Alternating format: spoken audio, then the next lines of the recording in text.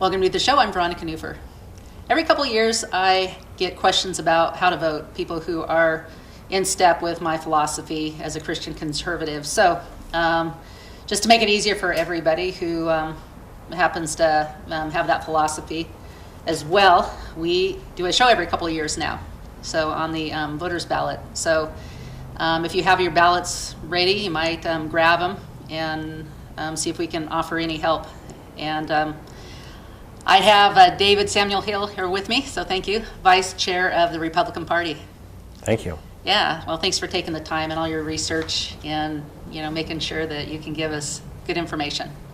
So you as well are a conservative. Yes, so, I am. With all that in mind, we're gonna hit the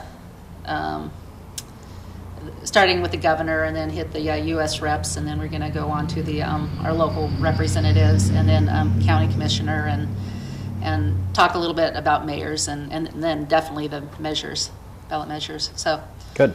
okay, so anything you want to say before we begin? Let's turn the state around. Yep, let's turn the state around. We need it. All right, so Governor, where are you at with that? Well, I'm suggesting that we vote for Newt Buehler. I know that he doesn't have super strong conservative principles that he leans on. He's a bit more of a moderate than a lot of us would like to see, but he is definitely not Kate Brown. Yeah. And the thing that should scare you is about Kate Brown is as she continues to stay in office, she's appointing like-minded people to various offices, including to judge positions. We want somebody that is closer to our orientation than Kate Brown to be making those appointed positions. Because it's going to affect us long into the future. Yeah. Kate Brown is now a mouthpiece, really, of George Soros, and who she has met with and probably receives money from, where the Antifa, George Soros pays Antifa, and so you see this stand down in Portland while these guys go, crazy against pedestrians. So I think that's directly. Maybe the chief of police there, but I'm sure that's Kate Brown.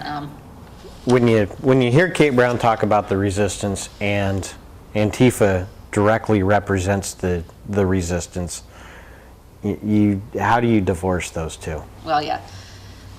George Soros funded, and Kate Brown supports George Soros. George Soros supports Kate Brown. So there you go. I do want to point out Aaron Auer, though. He's a fine conservative man, and I hope in the future he runs for something and he wins. He's running on the Constitution Party. Newt Buehler, no, I don't have a whole lot in common with him except that, he's a Republican and he is moderate, and I disagree with him on a lot of things, but I agree with him on a lot of things. And but here's why I'm going to go ahead and vote for him, is he will lend an ear to the conservatives. He will listen to us. He may or may not implement some things, but at least he'll listen to us. Kate Brown, our governor right now, will not do a thing for us. So if you're a constitutionist, I'd go ahead and vote for Newt Buehler. So that's my suggestion. Yep. So, okay. And now we're going to hit the U.S. representative districts real quick. I guess District 1, which is our district here, the Republican dropped out, so now we have Drew, or our current one, Suzanne Bonamici, and you had favored Drew just because he's a little less fanatic than her.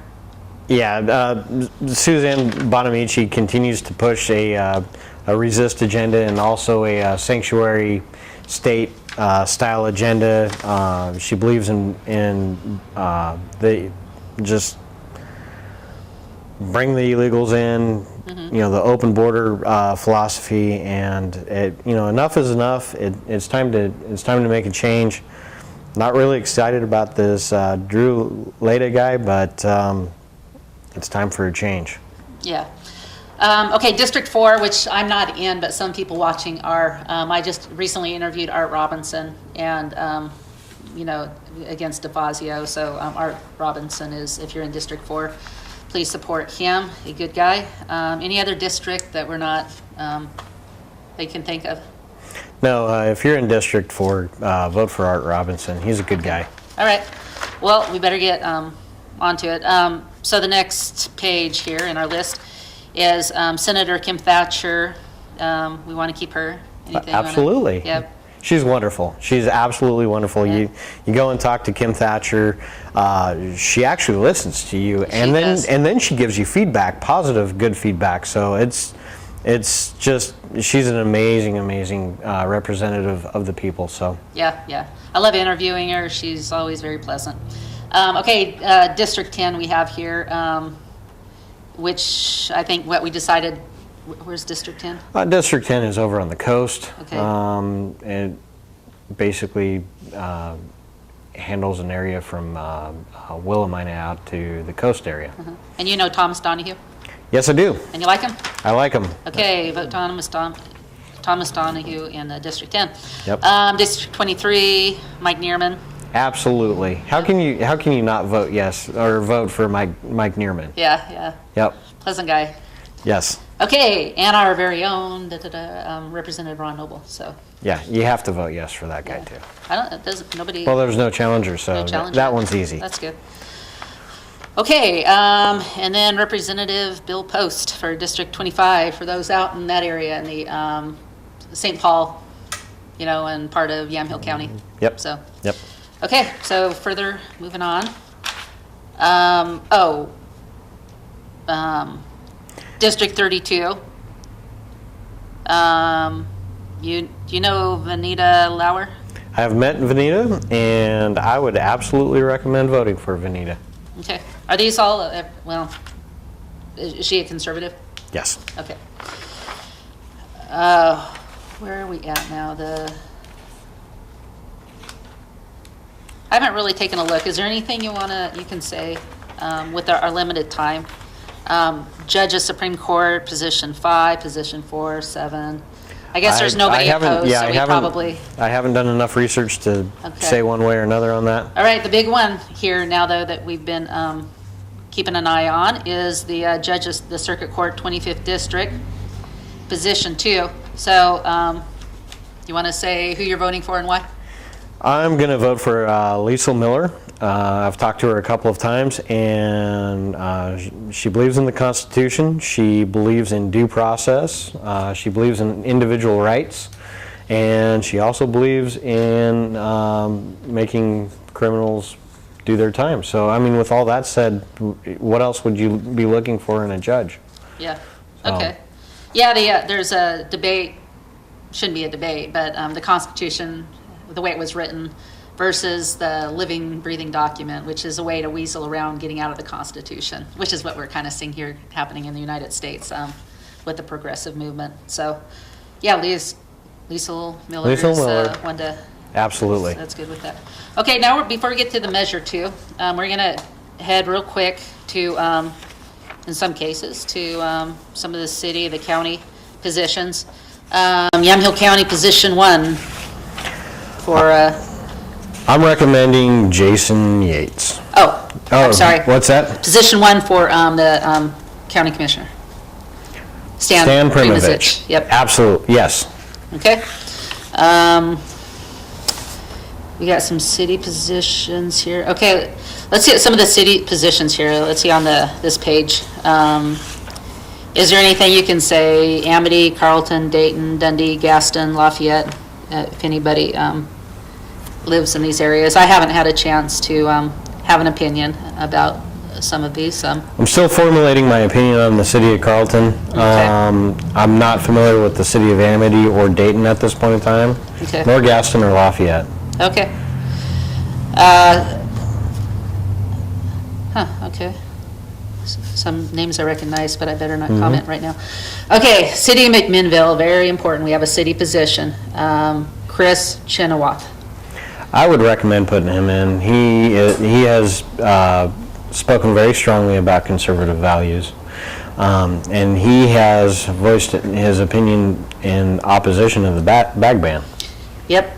You know, the bag ban, most people don't like it. I know there's a few people that do, but most of the people I talk to do not like it. And it's, there's so much to say about it, but it takes away our rights and liberties, and there's a bigger agenda behind the bag. It's not just people that care about the environment. There's a big agenda that has to do with this.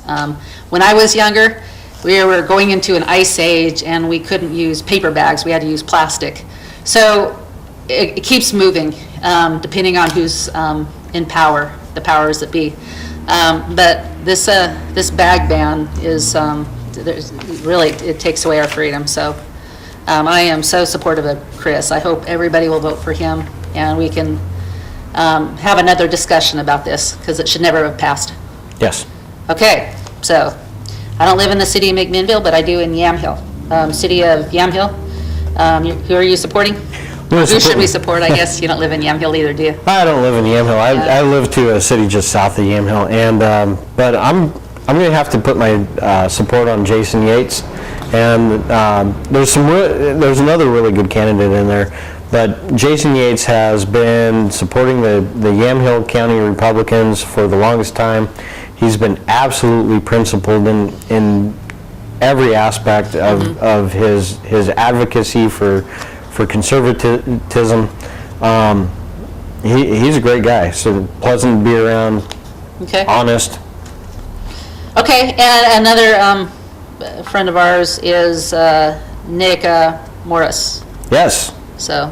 We've known him for probably about 2 years off of Facebook. Yeah. He followed me because of some of my conservative and constitutional views, and finally got to meet him this summer. And Good. yeah, he's spot on. He's the right guy for the job. Right. You know, and in a nutshell, he just, even if there's other good people running for mayor, his position is no special interest, just let government do what it was made to do, back in our, origin, which is just not spend a bunch of money. So, special projects, that's not for the voters to pay for, or the taxpayers to pay for. So he wants to keep it, the infrastructure and public safety is my understanding with him. So, and everything else is not for the voters to pay for, the taxpayers to pay for. And there tends to be the best interest at heart for a lot of people, but it's using other people's money, and should not be the position of government, even if they're very well intent. So, okay, am I saying that right? All right. Yep. Anybody else you want to add here? We're good. All right. So, I'll tell you what. If you do watch the show and you're in a different city and you want to know, oh, you didn't answer, a question to my city, who should I vote for? Go ahead and send me an email, or or him, if you can get in contact with him. But anyway, and we'll find a way to try to get that information to you, so you can hopefully vote limited government. Well, I think now we should hit the ballot measures, 102. Absolutely. So it says here, allows local bonds for financing affordable housing with non-governmental entities, requires voters' approval, annual audits. 102, yes or no? No. No. Okay. Anything you want to say about it before we move on? Yeah. It's not the government's job to secure financing to build housing for people. If there's a market for affordable housing, I most certainly think that there's a market for affordable housing. Yeah. That should be filled by private entities, and it would be easy. I think it would be easy and in the best interest of communities to build affordable housing, because where does most of our kids in school come from? Usually from neighborhoods that are affordable. So if you want, a lot of smaller towns are crying about not having enough kids in school. Well, if you want more kids in school, you're going to have more affordable housing in town. So that's just one of the things. So just let the market supply it. Let the market supply it, and then there's also nonprofit Yeah.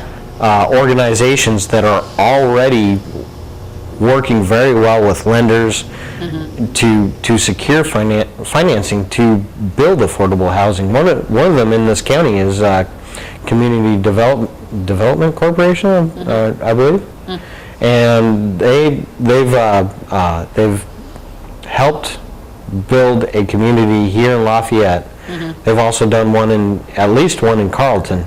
And when the housing market's $250,000 and they're getting people in for 130-ish, I think. That was back when I built my house. They've done a fantastic job at getting families into affordable housing. Okay. So that's good. Is it a religious nonprofit or? No, it's just a community driven, or it's a nonprofit to build affordable homes in the community. Yeah. And it was there before this push for affordable housing even hit the big. Well, it was there before it came on the scene. Yeah. So. And I'm a big fan in having the churches take their rightful place in helping, the poor, and I'd like to see the church. This is just. They're actually, there's a lot of them now doing a lot of stuff now through some of the organizations here, but just have the churches step in, have the government step back. That's what I'd like to see. Churches are private organizations. Yeah. Okay, so 103 prohibits taxes or fees based on transactions for quote-unquote groceries enacted or amended after September 7, 2017. I'm going to be voting yes on that, and we don't need sales taxes or fees being assessed on groceries. Yep. The reason why I said fees is because the latest way to get around taxes is to say, hey, we're going to put fees on it. Yeah. And not only that, but taxing groceries, that's just going to hurt low income. Any which way you look at it, that hurts low income. Don't do it. Yeah.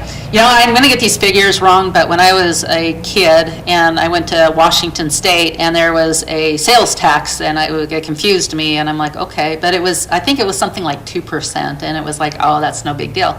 Well, anyway, now I go back to Washington and I still remember that small sales tax, and now it's huge. I don't know if it's 9% or 10% or something.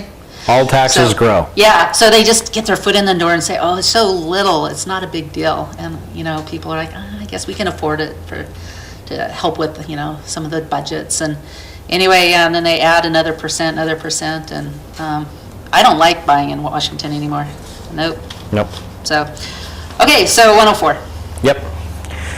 104, vote yes for. Expands beyond taxes, application of requirement that 3/5 legislative majority approves bills raising revenue. Yes? Yes.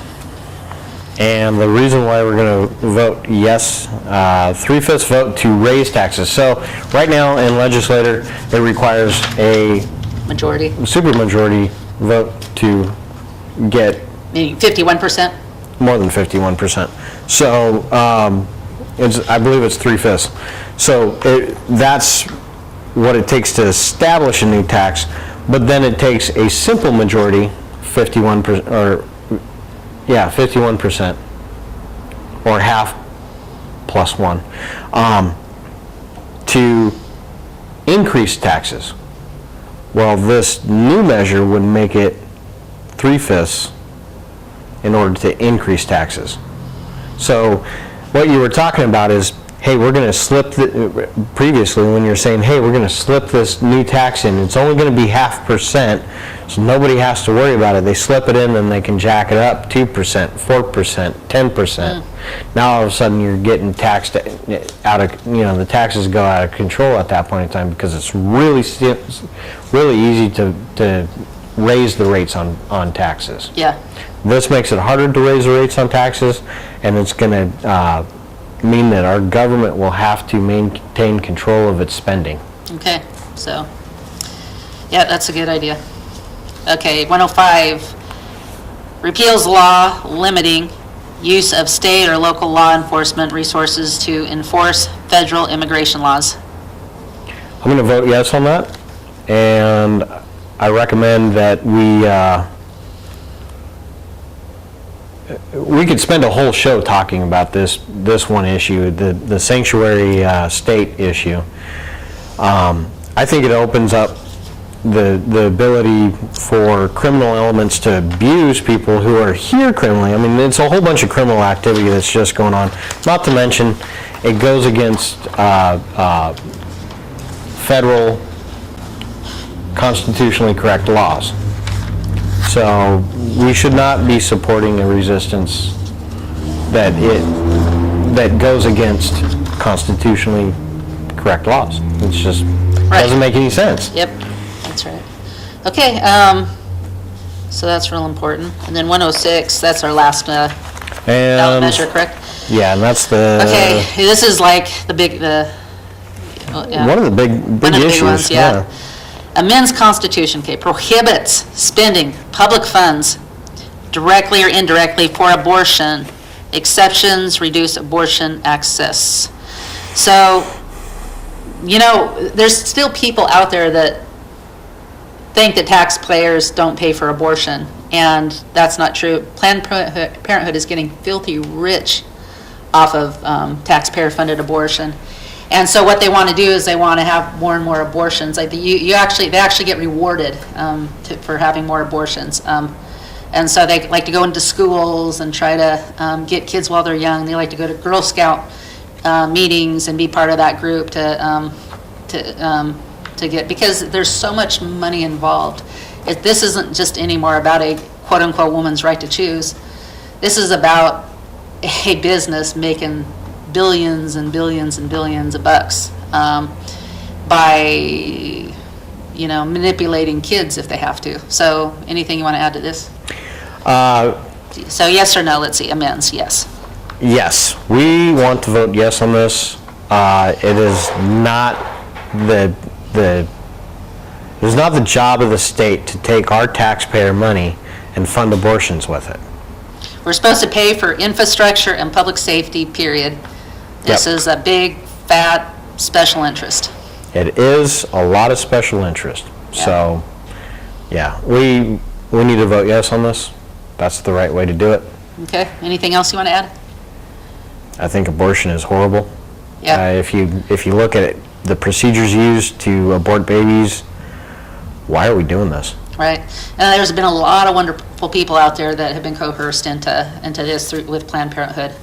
And, well, I always like to say, you know, God forgives, and you know, accept that forgiveness, and, you know, and just understand that it's not fair for a company to make so much money and then go to the taxpayers and try to get the taxpayers to make them even more wealthy. And because what it does is it compromises their values and tries to convince people to compromise their values so they can make money.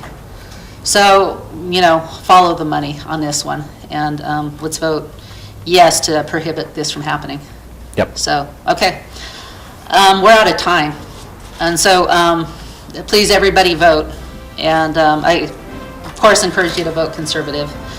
That's how our founders wanted it.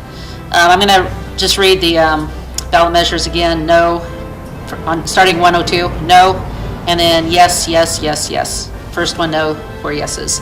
So that's our recommendations. All right. Well, hopefully this will be a great next year coming up. We'll see what happens. Thanks for tuning in, and thank you for coming. No problem. Have a good week. Bye-bye.